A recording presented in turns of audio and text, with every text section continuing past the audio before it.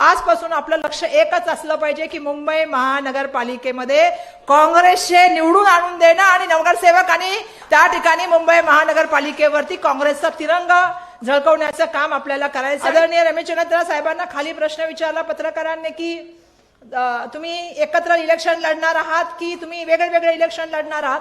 त्यांनी सांगितलं की ह्याची भूमिका जी आहे ते आम्ही स्थानिक पातळीवरती लोकल लेवलवरती याचं डिसिजन मेकिंग करण्याची जबाबदारी दिलेली आहे.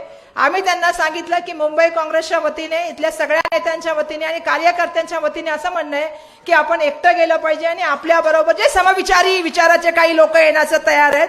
जसं आता काही लोक आज आपल्याकडे येऊन थोड्या वेळाने भाषणं सुद्धा करणार आहेत. मग आरपीआयचे काही घटक असतील किंवा इतर पक्षाचे घटक असतील त्यांना बरोबर घेऊन येणाऱ्या काळामध्ये आपल्याला इलेक्शन लढायचंय.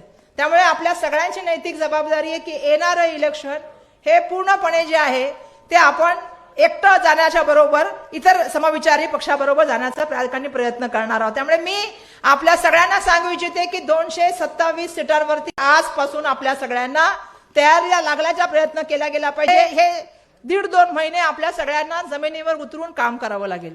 मला माहिती आहे की कालच बिहार